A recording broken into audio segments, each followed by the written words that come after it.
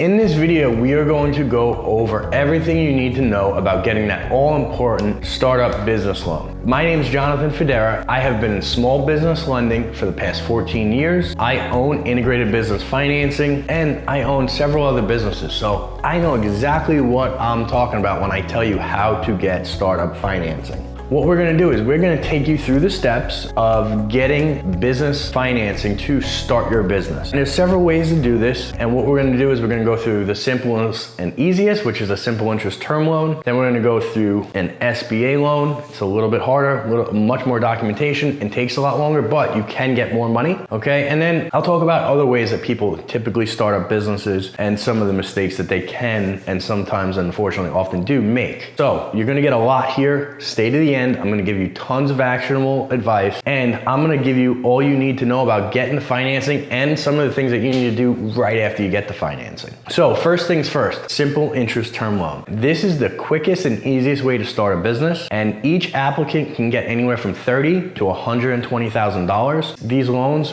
run for 3 to 5 years with monthly payments and interest starting at 6% and goes up from there based on credit worthiness. Why is this a popular fit? Well, all it's going to do is go off your credit and your income. So if your credit is over 650 and you have 50,000 in provable income, when I say provable income, I'm talking about W-2 income or income off your tax return. This is simple and easy because you can get an approval in 24 to 48 hours and money in your account 3 to 4 business days after that. It's quick, it's easy, and anyone that has those metrics usually gets approved. So if there's 2 partners or 3 partners and everyone has decent credit and decent income, you might be able to get 300,000. If it's just you and you know you need 100,000 or less to start a business, this is how I would do it. Why? Because you're not gonna have to jump through all the hoops of an SBA loan, and it's gonna be quicker. And when the business is up and running, you can pay that off and all the remaining interest is waived. For example, we have a lot of clients that have come in. One recently, his name's Jeremy.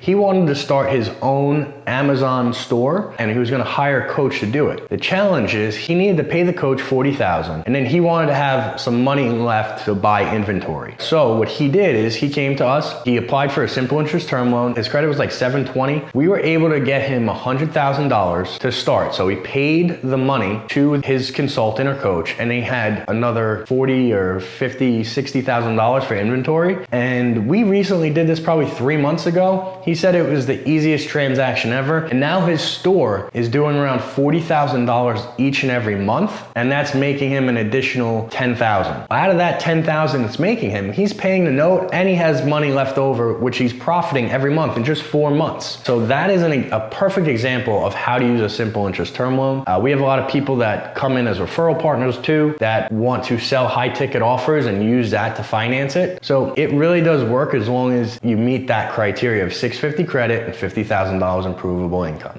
Next, let's go into an SBA loan. So an SBA loan is a little bit more intricate. There's a lot more moving parts and it does take longer. So for an SBA loan, a startup SBA loan, if you're buying into a franchise or you're acquiring a business, it's gonna work the same way. Let's go into what the terms look like. And then we'll go into how to get it, where to get it, and what you need to submit. So for an SBA loan, it's typically gonna take anywhere from 30 to 90 days. And the terms are typically 10 years and it's gonna be prime plus 2%. So if you add all that up, it's usually right now gonna be between 5 and 6% over 10 years, all right? And what they're gonna ask you for, if it's a startup, they're gonna ask you for a business plan, they're gonna ask you for a resume, they're gonna ask you for a personal financial statement, your last 3 years of tax returns, business and personal if you own another business, and then they're gonna basically analyze everything over that. And the thing with an SBA loan is you're going to need to have to put up collateral. So if you know you need $350 to start that business, $350,000, and you are going to use an SBA loan. When you do this, they want you to have at least $350,000 in collateral to pledge. And how they do that and how they look at collateral, let's say you have $1 million in assets. Well, they take 80% of that value and then they subtract any debt. So if you have $1 million in assets and you owe, let's say $300,000 on those assets, could be a house, equipment, anything. They're gonna value that $1 million at $800,000, then they're gonna subtract $300,000 that you owe. So you have $500,000 in assets that you can pledge, because that's gonna factor in too, right? So if it's a complete startup, that's one process. If you're acquiring a business, that's a completely different process. You still need to send in the same amount of documents, it's still gonna take the same amount of time. You're just gonna need all the relevant information for the business you're acquiring. 3 years of their tax returns, you're gonna need their financial statements, their year-end financial statements for those 3 years as well. You're gonna need a balance sheet from them, a debt schedule from them, an asset sheet from them, and you're gonna need their year-to-date financials, which again is just a profit and loss and a balance sheet. Once all that gets factored in, you'll get either an approval, denial, or they'll ask you for more information. They do take time, but eventually you will hopefully get that approval. Now, to apply for an SBA loan, you really need at least 680 credit and you need that collateral. I'll give you an example. We have just did a recent one for a franchise.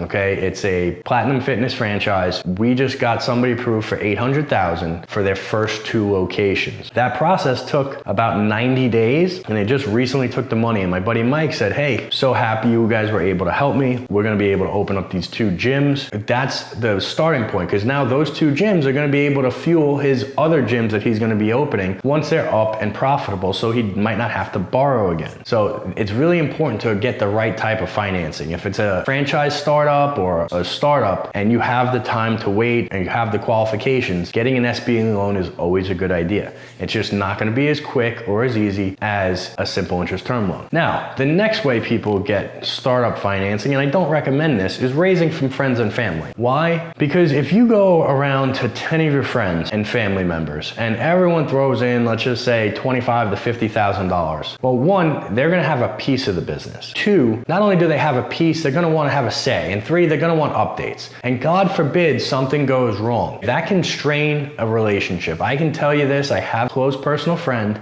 his name is Joe, and he basically got $200,000 from friends and family. The business did not work out, and let's just say the holidays are a little bit awkward for him. All right, so don't do that. I really suggest not raising money from friends and family, because it can strain relationships that you don't want to strain, and really you can't separate your personal life and your business. So please don't do that. I would much rather take on debt and be able to run it with peace of mind versus including people that you care about and you're close with. Now, told you guys we were gonna go over some bonus things at the end. So here they are. When you're doing this, make sure that you set up the right legal structure, the legal entity like an LLC. Get your tax ID number, get your Dun & Bradstreet number set up, make sure everything matches, and get a business bank account. I can't tell you how important that is. The other thing you're gonna wanna do is, if you accept credit card payments, you wanna set up with the right credit card processor. We can help you with that. You don't wanna go to a third-party aggregator like a Square or a Stripe or one of those, because they're really expensive. We can set you up with either cash rewards, or we could set you up with reasonable rates. We do this for tons of franchises, by the way. Basically, at least you have someone you can speak with if there's a problem, if there's a chargeback. You wanna set all that up properly. The next thing you wanna do is make sure from day one you start establishing business credit. Why is that important? Well, as the business grows, you wanna try and separate you and the business. You don't wanna always use your credit. You wanna be able to open up vendor credit and have a good credit score, because it will impact what you can do and how you can borrow down the line. And 2, it'll make the company more valuable if you already have these trade lines set up. It's just the right way to do it, and we can help you with that as well. So I just wanna recap, right? We went over getting that startup loan with a simple interest term loan or an SBA loan. We went over avoiding raising money from friends and family unless you have to. And then we went over certain mistakes I see business owners make, whether it's not setting up their business credit properly, not getting the right payment processing, and not opening a business bank account right away. So those are the mistakes I typically see. And here's my action item for you. What I want you to do